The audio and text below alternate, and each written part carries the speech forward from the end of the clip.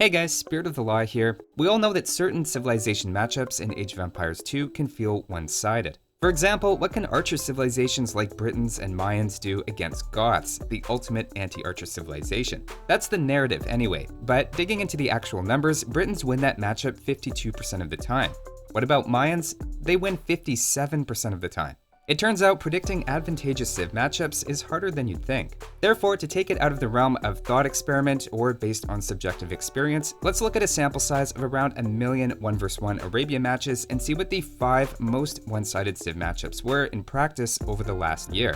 Now, there are a few things to note here. First of all, we're talking about almost 1 million non-mirror games, so not only is that a ton of Age of Empires being played, which is great, but it also gives a sample size of at least several hundred for nearly every civ combination. In fact, there were so many ranked games played in the last year that this is just the 1v1 games with players over 1100 elo. That's the top third of players by rating, with a slight overweight in the data on the highest ranked players, as they tend to play more often on average. Keep in mind that choice places a greater emphasis on early game than the post-Imperial, as higher rated games tend to be shorter. Elite Huscarls are a great choice against mass archers, but especially at a high level of play, the game is likely to end long before that. Of course, some civilizations have been tinkered with over the last year, especially in the most recent patch, which was quite large. But in those cases, we'll also compare their year-long results to the most recent patch and see if there's been a dramatic change. With all that out of the way, let's start off with number 5, Koreans versus Incas. In this case, in 1v1 Arabia matches, Koreans won just 34.2% of the time. You could sell this as the battle of the tower rushing civilizations, though I don't know if that's totally fair to say about Koreans at the moment. Incas are a good tower rush / forward aggressive civ these days because of stronger villagers and cheaper towers. Remember, this reflects the skill level of the top third of the player base, so it's players that are more likely to stick to aggressive meta strategies. In a way, it makes sense a very forward and aggressive civilization that tends to end their games quickly would do well against a bit slower archer-oriented civ that struggles in the early going. Looking at the current patch, Incas have the second shortest games and appear to do especially well in the early game. Of course, Koreans have improved a bit recently and are much more of an archer civ these days, with a wood discount on units and free archer armor upgrades.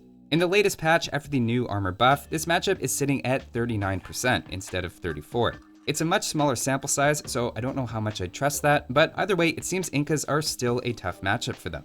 Incas, in fact, handle most archer civilizations quite well, so I think this is partly a matter of Koreans not having a great option between war wagons or archers, both of which are countered fairly easily by Incas. Moving on to number 4, we have Portuguese versus Berbers, with Portuguese winning just 33.8% of their games. Again, this reflects months of data, and Portuguese were improved recently, so maybe they're a bit better now. It turns out it's still their worst matchup on the current patch after their new 30% faster research bonus, which hasn't had an obvious impact on their win rate. For whatever reason, their 20% gold discount on units never seems to be enough for them, despite how decent it sounds on paper. Combined with faster research techs, you might think they'd be decent at either knights or archers. This one's particularly interesting because Berbers don't get out to a great start in 1v1 Arabia, with their only bonus until Castle Age being faster moving villagers. What's funny is how theoretically in Castle Age they have a very similar bonus to Portuguese, with 15% cheaper knights.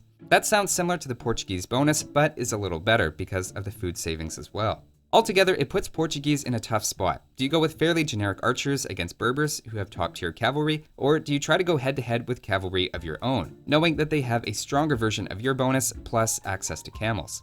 It could be it's just a matter of Portuguese not having a great game plan. The civilizations that Portuguese tend to do better against either rely on archers or have a cavalry archer unique unit. Looking at 1250 to 1650 elo games from the current patch, we also appear to have a mismatch in Berbers typically doing best in short games, while Portuguese, on the other hand, tend to do their worst in short games, with presumably a lot of early aggression. It at least gives some hope that if a Portuguese player can hold on through any early pressure, there is some chance for a comeback. Next up, at number 3, we have Turks versus Indians. Take a second and guess which one you think has the advantage over the other. It turns out this one is massively in favor of the Indians.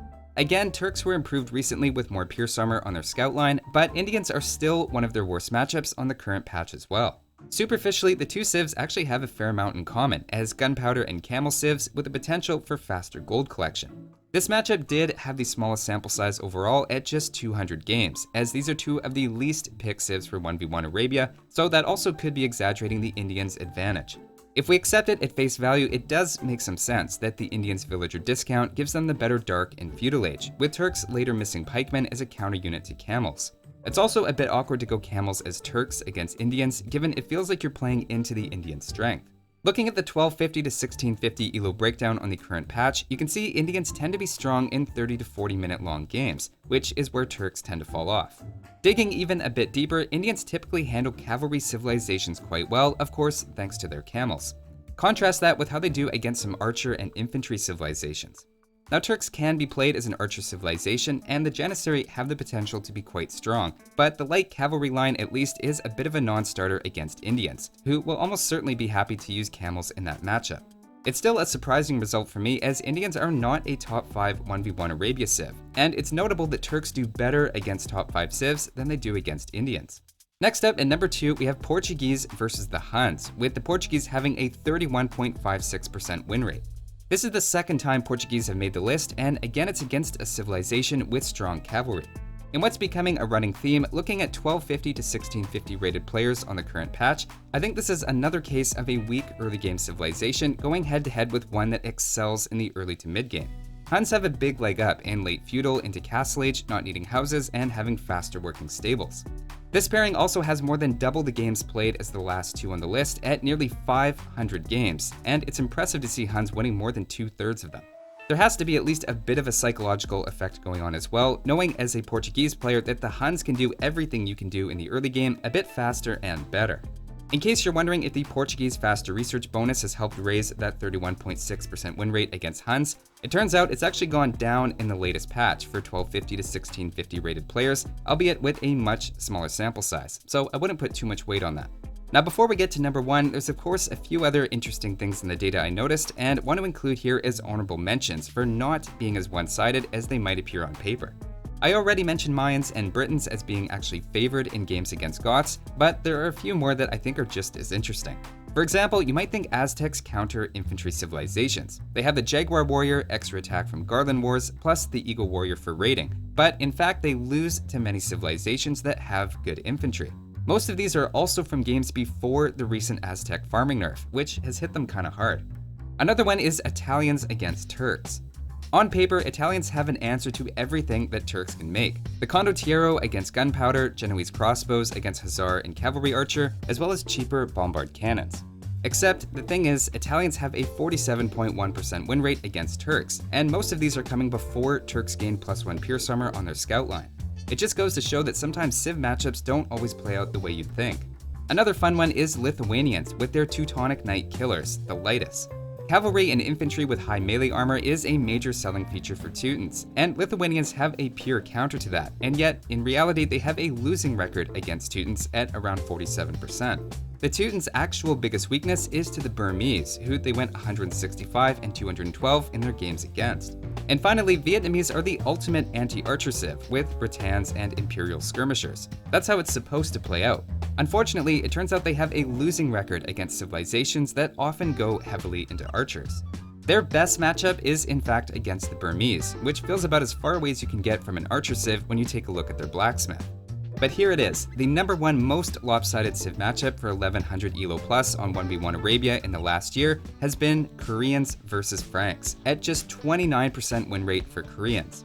It kind of makes sense when you think about it that one of the worst civilizations by win rate should lose to the best. Still, 29% for Koreans in this matchup is pretty brutal, especially with a sample size of 755 games. That's 219 wins and 536 losses in games that should be theoretically between equally skilled players. For reference, in a mirror match, that's the same win rate expected when you're up against someone rated 156 elo higher than you. The good news is that Koreans are now winning 31% in the current patch after their recent archer buff. I'm pretty much ready to rename this song the Franks theme song at this point, as they just keep showing up at number 1 in every countdown. Scouts into Knights is just such a simple game plan and helped out by so many different bonuses.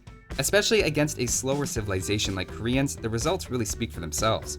So those were objectively the worst 1v1 Civ matchups from the last year.